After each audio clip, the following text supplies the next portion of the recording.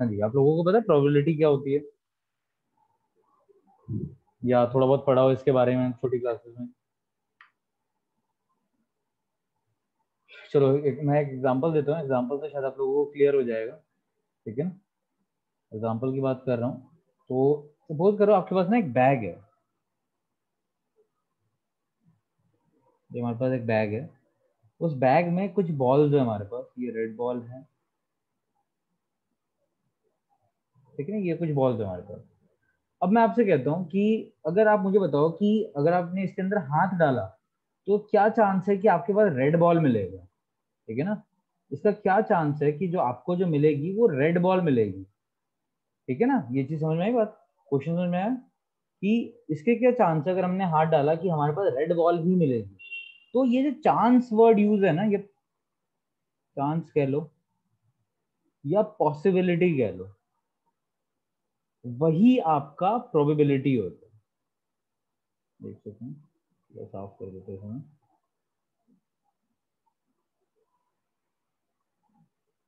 Chance या possibility, जैसे कोई भी क्रिकेट मैच होता है, हम टॉस करते हैं कॉइन को, तो हम कहते हैं अगर हेड आया तो ये टीम बैटिंग करेगी, वो टीम बॉलिंग करेगी। तो वहां पर भी अगर आप कॉइन देख रहे हो तो एक तरफ आपको हेड मिलेगा, ठीक है, और दूसरी तरफ को हम टेल बोलते हैं।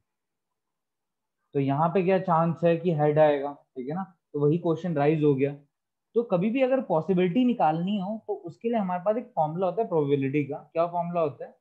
प्रोबेबिलिटी को हम लिखते हैं पॉसिबिलिटी ऑफ एन इवेंट या प्रोबेबिलिटी ऑफ एन इवेंट। इसका मतलब है प्रोबेबिलिटी ऑफ एन इवेंट, इसका मीनिंग ये होता है। और किस फॉर्मूले से हम प्रोबेबिलिटी निकालते हैं? फॉर्मूला होता है नंबर ऑफ फेवरेबल आउटकम। मैं आपको ना हर चीज का डिटेल में मतलब बताऊंगा, अभी खाली समझो यहाँ पर। Number of favourable outcome upon total possible outcome, total possible outcome. ठीक है ना, ये आपका प्रोबेबिलिटी का फॉर्मूला होता है। अब अगर मैं बात करूं कॉइन की, ठीक है, तो अब कॉइन में देख रहे हो कि टोटल चांसेस क्या है, या तो हेड आएगा या तो टेल आएगा, इसके बाहर तो कुछ आ नहीं सकता। मेरी बात समझ आ रही है आपको कि अगर आप कॉइन उछाल रहे हो, अगर मैं कॉइन की बात करूं, कॉइन की, तो कॉइन में या तो हेड आएगा या टेल वाली साइड आएगी, इसके बाहर तो कुछ आ ही नहीं सकती। यानी हम ये कह सकते हैं कि यहाँ टोटल जो पॉसिबिलिटी है ना, वो है दो, कि जब भी कॉइन उछालेंगे तो यही दो आ सकते हैं। ठीक है, तो ये आ गई आपकी टोटल पॉसिबिलिटी। अब अगर वो क्वेश्चन में पूछता है कि हेड की प्रोबेबिलिटी बताओ, तो फॉर्मूला क्या था? Number of favourable outcome. Favourable का मतलब है जो पूछा जा रहा है, तो वो हेड के बारे में पूछ रहा है। तो आप ये देखो, अगर कॉइन उछाल रहे हो तो हेड कितनी बार आ सकता है? तो हेड एक ही बार आ सकता है। और टोटल कितने आपकी पॉसिबिलिटीज है, या तो हेड आएगा या टेल आएगा, तो ये दो अलग अलग पॉसिबिलिटीज है। तो हेड का आंसर हो जाएगा 1/2। ठीक है, फॉर्मूला क्या है? Number of favourable outcome upon total possible outcome. Total possible outcome का मतलब होता है कि टोटल केसेस कितने बन रहे हैं, और नंबर ऑफ फेवरेबल आउटकम का मतलब होता है कि रिक्वायर्ड क्या है फिगर में, क्वेश्चन के अंदर रिक्वायरमेंट किसकी है। अब जैसे मैं अगर बैग की बात करता हूँ तो उससे थोड़ा और ज्यादा क्लियर होगा। अगर हम ऊपर वाला एग्जांपल ले रहे हैं बैग वाला, एक सेकंड समझो जरा यहाँ पर। अगर हम बैग का एग्जांपल लेते हैं,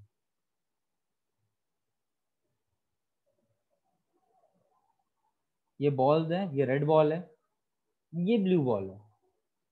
अब मेरा क्वेश्चन आता है कि ये बताओ कि रेड बॉल की प्रोबेबिलिटी क्या होगी। तो फॉर्मूला सिंपल था, नंबर ऑफ फेवरेबल आउटकम।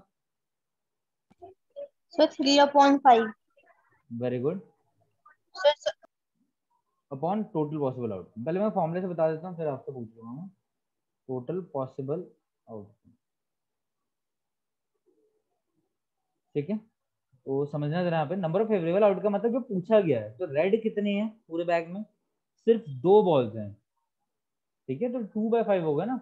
और टोटल कितनी बॉल्स है अंदर अवेलेबल, यानी टोटल कितने केसेस बन सकते हैं? तो टोटल आपके 5 केसेस बन सकते हैं, दो रेड के 3। तो आंसर आ जाएगा कितना? 2/5।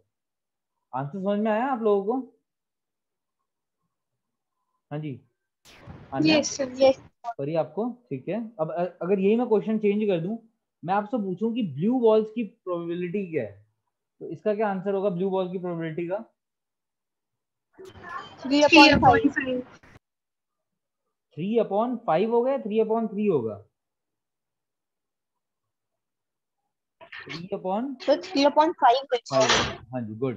3/5 होगा क्योंकि नीचे हमेशा टोटल आता है, जो टोटल केसेस हैं, तो टोटल 5 केसेस थे, और ऊपर आता है रिक्वायर्ड केस कि आपको चाहिए क्या था। तो हमें ब्लू बॉल चाहिए था, ब्लू कितने थे? 3, तो आंसर हो गया 3/5। अब देखो, ये तो थोड़ा सा मैंने आपको इंट्रोडक्शन दे दिया कि प्रोबेबिलिटी के अंदर पूछा गया था होता क्या। अब थोड़ा सा हम कंसेप्ट के बारे में देखते हैं। देखो एक सेकंड, अब कंसेप्ट देखते हैं जो आपके 10th में भी काम आएंगे। मेरी बात ध्यान से सुनो, ये जो आप पढ़ रहे हो ना, ये आपके 10th में भी हेल्प करेगा। पहली चीज क्या है, अभी हमने पढ़ी फॉर्मूला। तो प्रोबेबिलिटी ऑफ एन इवेंट का मतलब होता है नंबर ऑफ फेवरेबल आउटकम, यानी जो आपको चाहिए फेवरेट वाली चीज।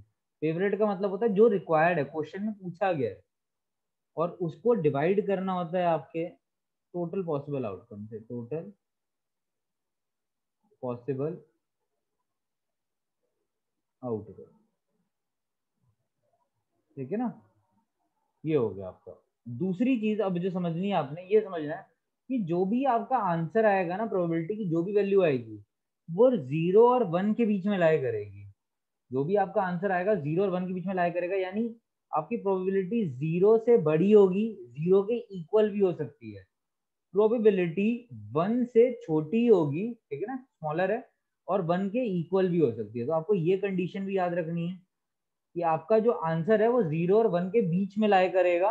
वो 0 के भी इक्वल हो सकता है, 1 के भी इक्वल हो सकता है। तो इससे क्या समझ में आया कि answer can not be in negative form,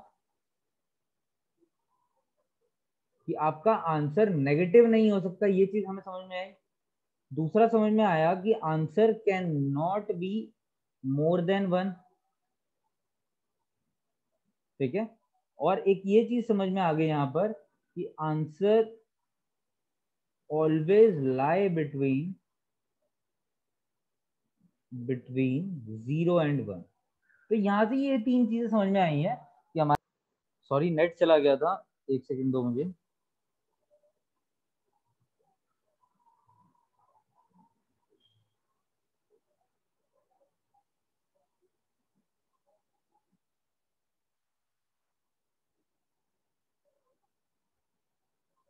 ठीक है, यहाँ पर तो यहाँ तक ये वाला क्वेश्चन समझ में आया आप लोगों को? हाँ जी, परी, अन्या,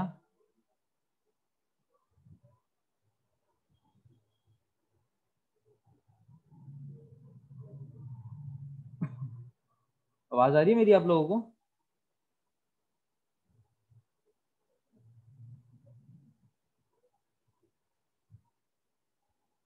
हेलो, आवाज आ रही है मेरी आप लोगों को? अन्या, परी?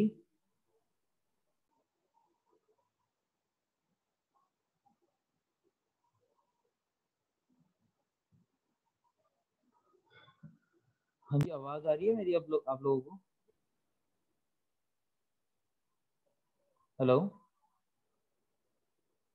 हाँ जी, आवाज आ रही है प्रॉपर? यस सर, अब आ रही सॉरी, वो नेट चला गया था, ठीक है। है। Yes sir. अब यहाँ तक ये समझ में आया आपको कि जो मैं आंसर बता रहा हूँ आपको 0 और 1 के बीच में लाया करेगा? ये चीज समझ में आई? हाँ जी, बताओ मुझे जल्दी से, ये चीज समझ में आई आप लोगों यस। को?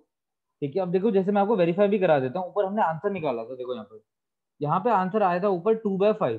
तो अगर 2/5 को अगर आप डिवाइड करते हो तो ये आएगा 0.4। तो देखो, 0 और 1 के बीच में लाई कर रहा है, यानी हमने बिल्कुल ठीक बात बोली है।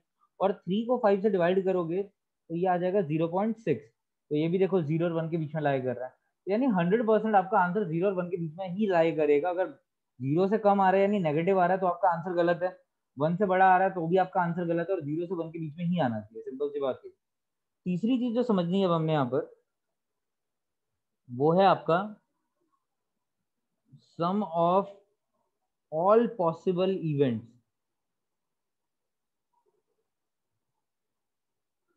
Is equal to 1। अब इसका क्या मतलब हुआ समझना जरा, एग्जांपल से समझाऊंगा मैं। सपोज करो आपके पास यही बैग है जिसके अंदर ये कुछ आर यानी रेड है, ये ग्रीन बॉल्स हो गई हैं, और ये ब्लैक हो गई हैं। ठीक है। तो अगर मैं आपसे छोटे छोटे क्वेश्चन पूछता हूँ, पहले तो मुझे बताओ रेड बॉल की प्रोबेबिलिटी क्या है? रेड बॉल की प्रोबेबिलिटी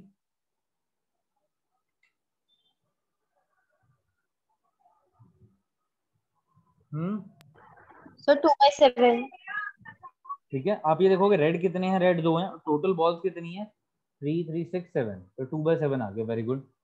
दूसरा मैं आपसे पूछता हूँ ग्रीन बॉल की प्रोबेबिलिटी क्या है?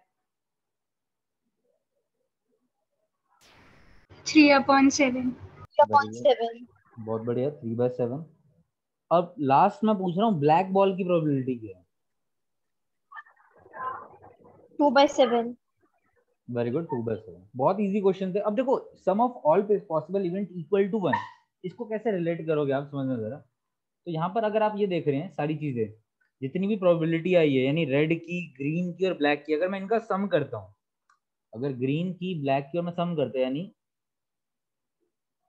इनकी प्रोबेबिलिटीज को अगर मैं ऐड कर रहा हूँ, तो जिसका मतलब था 2/7 प्लस 3/7 प्लस 2/7,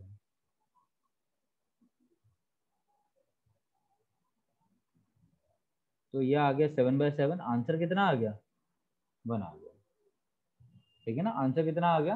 1 आ गया। यानी अगर आपके पास केसेस बन रहे हैं बहुत सारे, और आपने हर केस की प्रोबेबिलिटी निकाल ली है, जैसे यहाँ पे 3 केसेस बन रहे थे, मैंने तीनों केस की प्रोबेबिलिटी निकाल ली है, और अगर मैं उन तीनों केसेस को ऐड करूंगा, तो मेरा रिजल्ट हमेशा क्या आएगा? 1 आएगा। यही चीज हमने यहाँ पढ़ा कि जितने भी पॉसिबल केसेस हैं, अगर आप उनकी प्रोबेबिलिटी निकालोगे और उनका सम करोगे, तो एट द एंड आंसर आपका हमेशा क्या आएगा? 1 आएगा। आई बात समझ में? ठीक है ना। Yes sir. ये बस एक प्रॉपर्टी है जो आपको पता होना चाहिए। ये प्रॉपर्टी है कि अगर जितने भी केसेस बन रहे हैं, अगर आप हर केसेस का आंसर निकाल के उनको सम करोगे, तो रिजल्ट हमेशा 1 ही आएगा। अच्छा, एक चीज मैं ऊपर बताना भूल गया, बताता हूँ क्या। आपके दिमाग में क्वेश्चन आना चाहिए था कि प्रोबेबिलिटी 0 कब आएगी।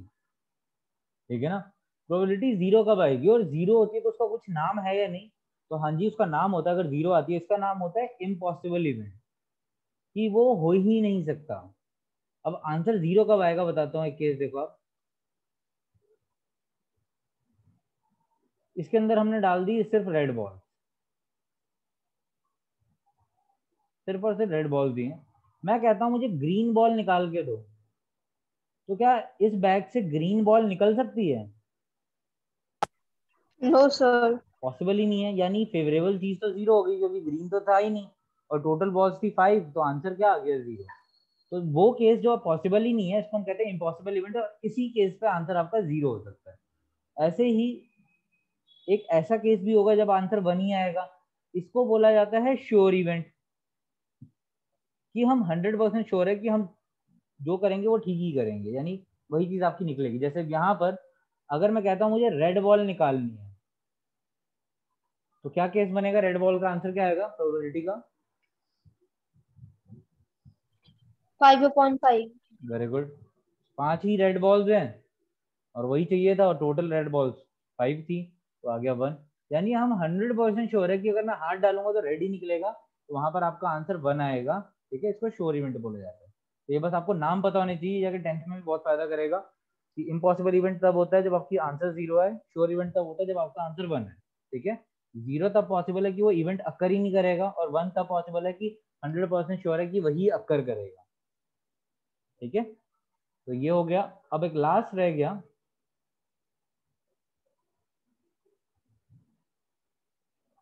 बताता हूँ क्या। Probability of event plus probability of not event, इसका सम होता है 1। एक मिनट, दोबारा बता दो।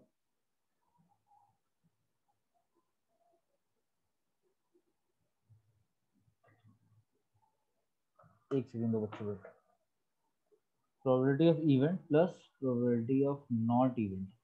मैं इसके पहले मीनिंग बताता हूँ। इसका मतलब तो देखो हमें पता है, प्रोबेबिलिटी ऑफ इवेंट होता है ऑफ एन इवेंट। ये ई के ऊपर ना बार लग गया, अगर आप थोड़ा सा, मैं इसको दिखाता हूँ, ये प्रॉपर लेक्चर टाइम अटक जाएगा। ई है, ई के ऊपर अगर मैं बार लगा दूं, तो इस बार का मतलब हो जाता है नॉट इवेंट, कि वो नहीं होगा। ठीक है ना, मतलब वही है प्रोबेबिलिटी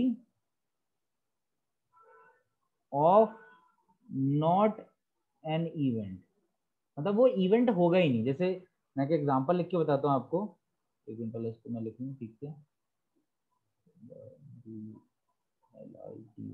ठीक है, अब समझना जरा।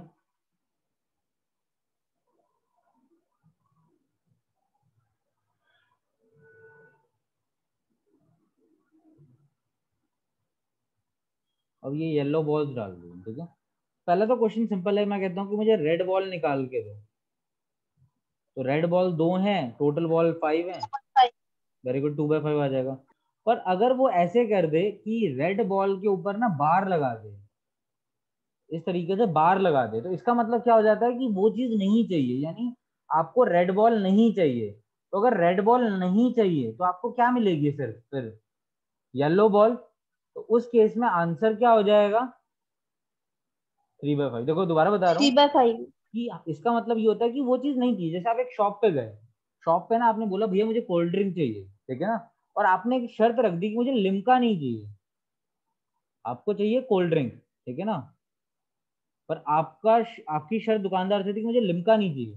तो अगर वो आपको कोक देगा तो आप रख लोगे, ठीक है ना, अगर आपको माजा देगा तो भी आप रख लोगे, स्लाइस देगा तो भी रख लोगे, थम्स अप दो देगा तब भी आप रख लोगे। यानी यहाँ पर क्या होता है कि जो चीज मना करेगा ना, उसके अलावा जो भी केसेस है ना, उन सब केसेस को हमें रख लेना होता है। जैसे एक और क्वेश्चन कराता हूँ, वहां से और ज्यादा अच्छे से क्लियर होगा। यहाँ मैं थोड़े बॉल्स बढ़ा देता हूँ।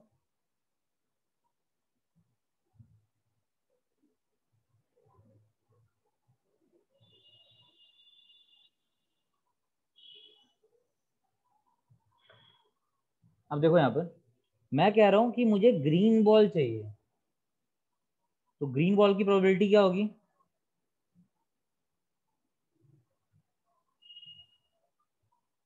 बोलो। Sir three three by upon eight. Very good, 3/8। और अगर वही कहता है कि पी नॉट ग्रीन चाहिए, यानी ग्रीन बॉल चाहिए ही नहीं, तो क्या आंसर होगा। सर 2/8 भी हो सकता है और 3/8 भी हो सकता है। सारे होंगे, सारे टोटल होंगे। देखो ग्रीन बॉल नहीं चाहिए तो वो हमें रेड भी दे सकता है, हमें ब्लैक या ब्लू जो भी है वो भी दे सकता है। तो यानी हम ये कह सकते हैं कि 2/8 प्लस 3/8, तो आंसर क्या आ जाएगा, 5/8, ठीक है ना। इसका मतलब क्या होता है, 5/8। इसके अलावा जो भी मिल रहा है ना सब रख लेंगे। तो ये तो मैंने समझाने के इस तरीके से लिखा है। आप सीधा आंसर दोगे कि ग्रीन नहीं चाहिए तो ग्रीन हटा दो टोटल बॉल से, हमें रेड और ब्लैक मिल जाएंगे, हम वही रख लेंगे, तो सीधा आंसर आ जाएगा 5/8। नॉट का मतलब ये होता है कि वो नहीं चाहिए। जैसे लिम्का वाला एग्जांपल बेस्ट है कि हम गए कोल्ड ड्रिंक लेने, तो लिम्का नहीं चाहिए, तो उसके अलावा जो मिलेगा सब रख लेंगे। तो वही है कि अगर हमें ग्रीन नहीं चाहिए तो हम रेड भी ले लेंगे और ब्लैक भी ले लेंगे, तो टोटल करेंगे तो 5/8 ही है। तो ये चीज समझ में आई आप लोगों को। अच्छा, अब मैंने ऊपर एक रूल लिखा था, अगर आपको याद है, रूल क्या था कि किसी चीज का होना और किसी चीज का ना होना, उसका सम 1 होता है। ये मैं आपको प्रूव करके दिखाता हूँ यहाँ पर, कि अगर हमें पता था ग्रीन बॉल के होने की प्रोबेबिलिटी थी 3/8 और ग्रीन बॉल ना होने की प्रोबेबिलिटी थी 5/8, तो अगर आप सम कर रहे हो तो आंसर कितना आ रहा है, 8/8 आ रहा है। तो देखो आंसर क्या आ गया, 1। तो आपको ये रूल याद रखना है कि कभी भी किसी चीज के होने और ना होने का सम करोगे तो आंसर हमेशा क्या आएगा, क्या आएगा, 1 आएगा, 1। ठीक है ना। जैसे ऊपर वाला भी एक क्वेश्चन था हमारे पास, अब यहाँ रेड वाले को भी चेक कर लो, कि अगर मैं रेड वाले को नॉन रेड से प्लस करता हूँ तो भी देखो 5/5 आ रहा है और वो भी 1 होता है, ठीक है। तो ये आपकी प्रॉपर्टी है जो आपको पता होनी चाहिए, ये PE plus PE not equal to 1। तो बस यही 4-5 प्रॉपर्टी थी पूरे चैप्टर में जो आपको पता होनी चाहिए थी। और इनके रिगार्डिंग क्वेश्चन जो है बहुत कम पूछे जाएंगे, प्रॉपर्टी के रिगार्डिंग मेन क्वेश्चन पूछे जाते हैं। प्रॉपर्टी आपके लिए 10th में इंपॉर्टेंट हो जाती है। तो अभी एक तरीके से हमने बेस बना लिया है कि 10th में आएगी तो उसमें और अच्छे से कर पाएंगे, ठीक है ना। अब क्वेश्चन करते हैं स्टार्ट, बहुत ईजी क्वेश्चन है। और देखो आप दोनों का ना मैं बैलेंस रखूंगा, जैसे ऑनलाइन वालों का और ऑफलाइन वालों का, जितना वहां होगा उतना ही आपका होगा। तो ना कोई ऐसा होगा कि उनका ज्यादा हो रहा है या कम हो रहा है, सेम ही होंगी चीजें। तो वहां पर हमने 3 क्वेश्चन कर लिए थे, फर्स्ट सेकंड थर्ड, तो वो हम यहाँ पे खत्म करेंगे। तो करते हैं स्टार्ट। क्या कह रहे हैं, in cricket match a batsman hits a boundary 6 time. पढ़ो एक बार जल्दी से, क्वेश्चन रीड करना है।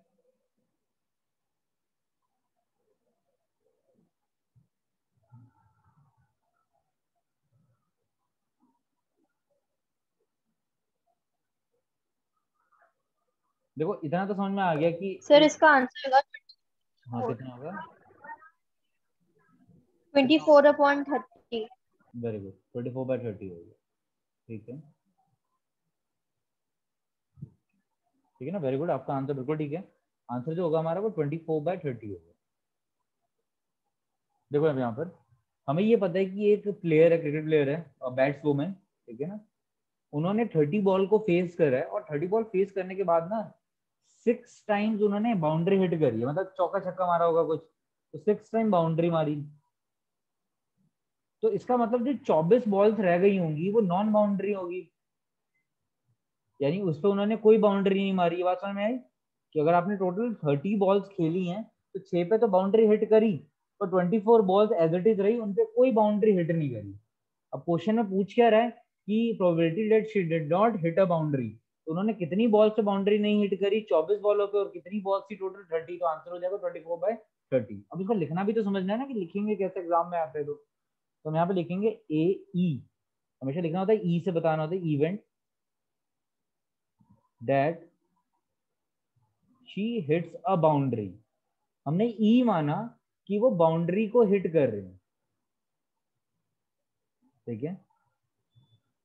अगर ये बाउंड्री हिट करा तो ई नॉट का मतलब क्या होगा, तो ई नॉट का मतलब होगा event that she did not hit a boundary. बताओ ये दोनों लाइनें समझ में आई आपको? अभी बताया था ई का मतलब होता है ई के ऊपर बार लगा दो तो नॉट हो जाता है, यस ठीक है। सर। अब उसने ये पूछा था कि नहीं बाउंड्री थी, यानी उसने ई नॉट का पूछा है, तो पी ब्रैकेट के अंदर ई नॉट इक्वल हो जाएगा। पहले तो फॉर्मूला जरूर लिखना है आपने हमेशा, नंबर ऑफ फेवरेबल आउटकम, ये प्रॉपर स्टेप है जिनसे आपको नंबर मिलेंगे। क्वेश्चन तो 1 सेकंड का ही था, पर यहाँ जो मेन नंबर होते हैं वो होते हैं स्टेप्स के, टोटल पॉसिबल आउटकम। अब हम बताएंगे हमें बाउंड्री नहीं चाहिए थी, तो कितनी बॉलों पे बाउंड्री नहीं मिली थी 24, और कितनी बॉलें फेस करी थी 30। अब इसको सॉल्व कर लो, 3 8 जा 3 10 जा, तो अगर आप डेसिमल में चाहते हो तो डेसिमल में आंसर आ जाएगा 0.8, और अगर डेसिमल में नहीं चाहते तो आप फ्रैक्शन में भी छोड़ सकते हो। अगर आप इसको काटते हो तो आंसर आ जाता है 4/5। तो दोनों आंसर ठीक है, आप इसमें भी छोड़ सकते हो इसमें भी। तो फ्रैक्शन में ध्यान रखना कि उस लेवल पे छोड़ना है कि पूरा का पूरा कट जाए, ठीक है ना। यानी आप जो है इस पे नहीं छोड़ सकते 24/30, वो गलत माना जाता है। आप छोड़ सकते हो वहां पर जब उसके आगे फर्दर ना कटे, ठीक है। तो ये फर्स्ट क्वेश्चन हो गया आपका। अब एक बार सेकंड क्वेश्चन रीड करना और इसका मतलब समझना आप लोगों ने।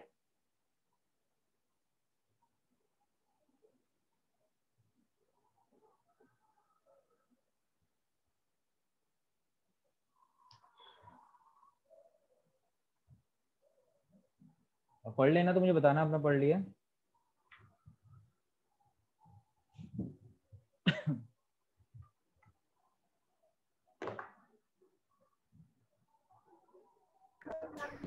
सर पढ़ लिया। ठीक है परी। सर पढ़ लिया। हाँ जी, अब मुझे को बताएगा इसका मीनिंग क्या आ रहा है यहाँ पर, क्या क्वेश्चन में बोल क्या रहा है। अगर यहाँ से मैं खाली इतनी बात करूँ ऊपर से लेके ये डाटा तक जो भी है, इस डाटा में दे क्या रखा है, बात क्या हो रही है।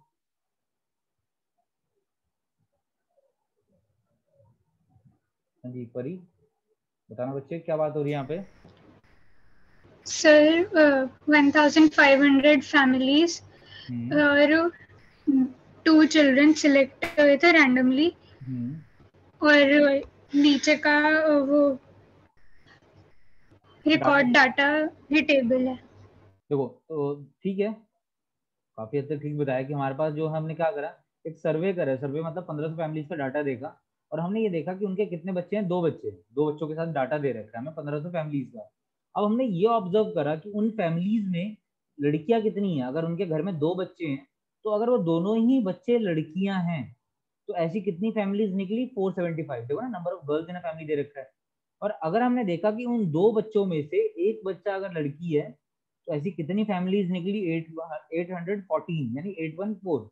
और ऐसी कितनी फैमिलीज थी कि दोनों बच्चों में से एक भी लड़की नहीं थी, तो ऐसी फैमिली थी 211। तो ये डाटा समझ में आ गया हो आप सबको, क्या दे रखा था। Yes sir. अब क्वेश्चन में पूछ क्या रहा है, compute the probability of a family, family की प्रोबेबिलिटी निकालनी है choose an at random having 2 girls 1 girl and no girl. तो यानी उसने ये बोला कि आपको बताना है कि 2 गर्ल्स होंगी तो इसकी प्रोबेबिलिटी क्या है। तो यानी इसका मतलब है event of getting 2 girls in a family. ये देखो ये लाइन तो एज इट इज कॉपी कर रही है आपने इवेंट ऑफ गेटिंग, बस आगे जो क्वेश्चन में रिक्वायर्ड है वो लिख दो, 2 गर्ल्स इन अ फैमिली, ठीक है ना। तो अब यहाँ पर अगर मैं बात करूँ तो आपने वही फॉर्मूला लिखना है, number of favourable outcome upon total possible outcome. तो वो बताएगा मुझे नीचे टोटल में क्या वैल्यू आएगी और ऊपर फेवरेबल में क्या वैल्यू आएगी। टोटल में 1500। Very good. और फेवरेबल में 475। हाँ जी, क्योंकि 2 गर्ल्स कितनी फैमिलीज में है, 475 फैमिलीज में। एक बार इसको कट शॉर्ट करो आप लोग जल्दी से, करना है जरा इसको सॉल्व, कितना काट सकते हैं इसे।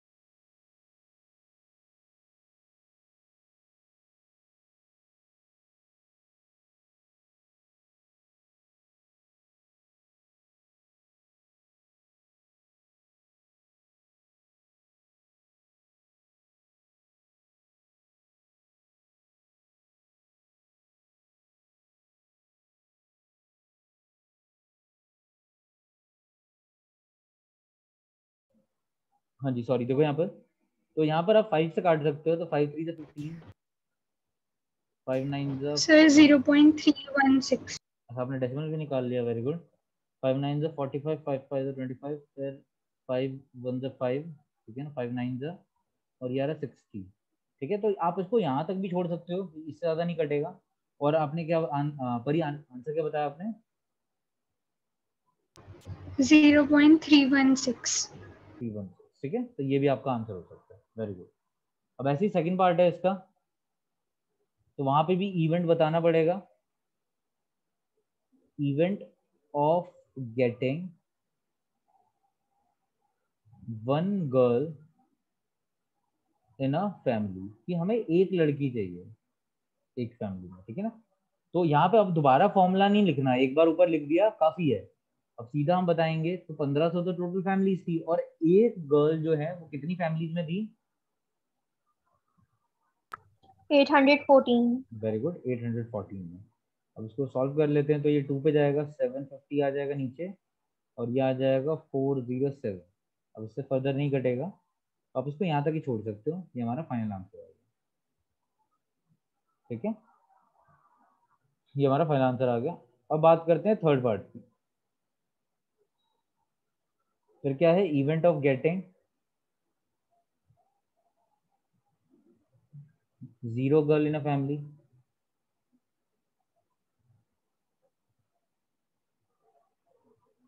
ठीक है, मतलब 0 गर्ल इन अ फैमिली। तो इसमें था 0 गर्ल थी 211। अब ये है प्राइम नंबर, ये नहीं कटेगा, तो यही आपका फाइनल आंसर है, ठीक है ना। बस क्योंकि आप काट नहीं सकते, तो यही आपका फाइनल आंसर है। क्लियर है ये चीज?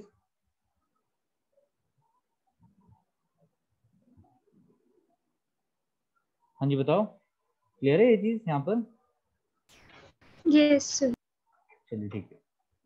अब इसका ना सेकंड पार्ट भी, अगर आप नीचे पढ़ रहे हो, also check whether the sum of these possibilities is 1, वगैरह हमें चेक करना है कि इन सारी पॉसिबिलिटीज का सम 1 है या नहीं। तो इसका क्या मतलब हुआ कि जो भी हमने 3 केसेस बनाए थे, तो 3 ही केसेस तो पॉसिबल हो रहे थे यहाँ पे। एक था 2 गर्ल्स वाला, एक था 1 गर्ल वाला पॉसिबिलिटी, और एक था आपका जीरो गर्ल वाली पॉसिबिलिटी यानी प्रोबेबिलिटी। तो अगर आप देख रहे हैं यहाँ पर, तो ये हमारा देखो, आप चाहो तो ये फ्रैक्शन वैल्यू ले लेना 19/60, पर अगर आप ये फ्रैक्शन वैल्यू लोगे ना तो आपको दोबारा एलसीएम लेना पड़ेगा। तो बेटर है जो आपकी इनिशियल यानी स्टार्टिंग वैल्यू आई थी वही लो, ताकि आपको एलसीएम ना लेना पड़े यहाँ पर। अब वन गर्ल वाले में अगर बात करें तो हमारी इनिशियल यानी स्टार्टिंग वैल्यू थी 814/1500, और जो जीरो गर्ल वाली पॉसिबिलिटी थी वो 211/15, ये आपकी प्रोबेबिलिटी थी। अब अगर आप सम करते हो तो अब आपको देखो कोई एलसीएम नहीं लेना, इस वजह से हमें ये आंसर लेके फायदा हो गया कि यहाँ पे एलसीएम नहीं लेना पड़ेगा। तो हमें चेक करना था कि इन सबका जो सम है क्या वो वन आ रहा है। तो देखो वन ही आना चाहिए, हमने पढ़ा भी था पीछे प्रॉपर्टी में कि जितने भी केसेस बनते हैं अगर उन सारी केसेस का सम करोगे तो आंसर वन ही आता है। तो अगर आप ऊपर सम करो, 5+4 9, 9+1 10, वन कैरी सर हुआ 1 आ रहा है, 8 9, ठीक 100 है। और आ रहा है। ठीक है, 8 4 12, 12 13 2 15, हाँ बिल्कुल वन आ रहा है। ठीक है ना, ये 8 था तो ये कट गया, तो आपका आंसर वन आ रहा है। तो अब हम बता देंगे कि sum of all possibilities is equal to one. Sum of all possibilities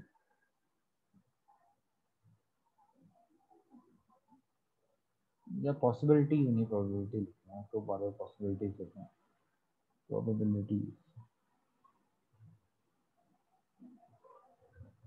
is one, ठीक है ना, प्रोबेबिलिटी है तो प्रोबेबिलिटीज लिखेंगे हम। Sum of all probabilities is equal to one. अब लास्ट क्वेश्चन है, क्वेश्चन नंबर थर्ड। अब देखो उसके लिए आपको एक बार अपनी बुक निकालनी पड़ेगी, क्योंकि मेरे पास यहाँ पे बुक तो है नहीं। आपको जाना है एग्जाम्पल 5 सेक्शन 14.4 चैप्टर 14 में। एक बार निकालना, मैं भी ट्राई करता हूँ यहाँ पे मिल जाए।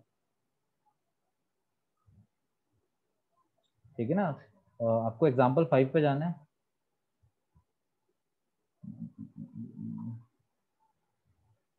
मैंने 10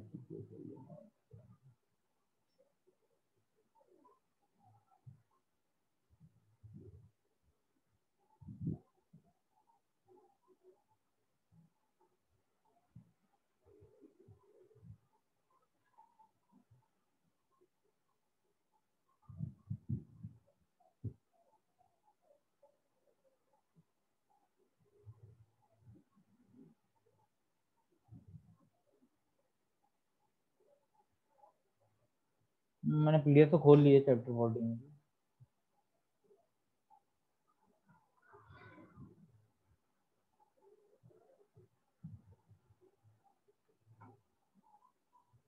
अब यहाँ पे एग्जाम्पल 4 बोल रहा था, एक बार दिखाते रहो।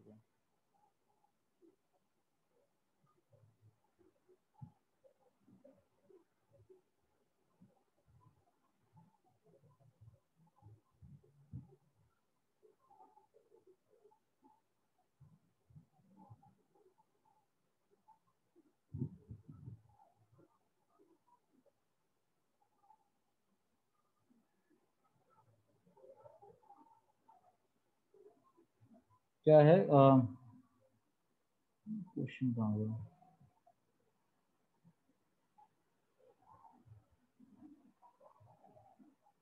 Refer to example 5, sorry example 5 पे जाना है 14.4। ये रहा एग्जाम्पल 5, देखो ये रही टेबल। इस टेबल के रिगार्डिंग क्वेश्चन है, टेबल आपके सामने स्क्रीन पर है। वही जल्दी से मैं दिखाता हूँ क्या है यहाँ पर कि 14.4 पे find the probability that a student of the class was born in August. हमें बताना है कि अगस्त में जो है मतलब अगस्त में जो बच्चे पैदा हुए थे उसकी प्रोबेबिलिटी क्या है। तो अगर आप यहाँ पे देख रहे हो कि टोटल जो क्वेश्चन में बात हो रही है वो 40 बच्चों की बात हो रही है ना, particular section of class 9। 40 student were asked about the month of their birth and following graph was prepared for the data so obtained. ठीक है ना, तो यहाँ पे 40 बच्चों की बात हो रही है जिनमें देखा गया कि जनवरी में कितने बच्चे पैदा हुए, 3 बच्चे। आप ग्राफ पढ़ पा रहे हो ना, फेब में कितने बच्चे पैदा हुए, 4। मार्च के कितने बच्चे हैं जिनका बर्थ मार्च में आता है, 2 बच्चे हैं। ऐसे कितने बच्चे हैं जिनका बर्थडे अप्रैल में आता है, 2 बच्चे हैं। तो क्वेश्चन थी प्रोबेबिलिटी में अगस्त की, कि हमें ये बताना है कि अगस्त का जो बच्चे पैदा हुए हैं उनकी एज की प्रोबेबिलिटी क्या है टोटल बच्चों से। तो अभी देखो अगस्त में टोटल कितने बच्चे बॉर्न हुए हैं, या ऐसे बच्चे जिनका बर्थडे अगस्त में आता है। 6। 6 बच्चे हैं। हाँ जी, आपको दिख यस रहा है? सर। ठीक है, गुड। तो हमारे पास जो है आंसर यहाँ पर वही आ जाएगा, E equal to event of getting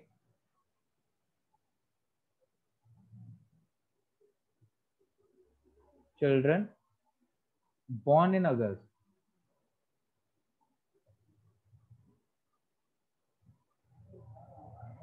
ठीक है, तो यहाँ पर आप बता देंगे प्रोबेबिलिटी, फॉर्मूला लिख देना आप। अब टोटल बच्चे कितने हैं, 40 बच्चे हैं, और ऐसे कितने बच्चे थे जिनका बर्थडे अगस्त में आता था, 6 बच्चे थे। बस आ गया आपका आंसर 3/20। ये हमारा फाइनल आंसर है। ठीक है ना, ये आपका फाइनल आंसर है। तो क्लियर है आपको ये? Yes sir. ठीक है, तो अब इतना ही हमने करा था वहां पर ऑफलाइन वाली क्लास में, तो आज इतना ही कर रहे हैं हम। अब होमवर्क की बात करो तो होमवर्क में मैंने एक क्वेश्चन नंबर 4 बोला था ट्राई करने के लिए, तो आप एक बार जल्दी से ये ट्राई कर लेना, ठीक है। और बाकी एक बार ना जो भी हमने कंसेप्ट पढ़े हैं ऊपर, जो भी प्रॉपर्टीज है, तो वो रिवाइज करनी है।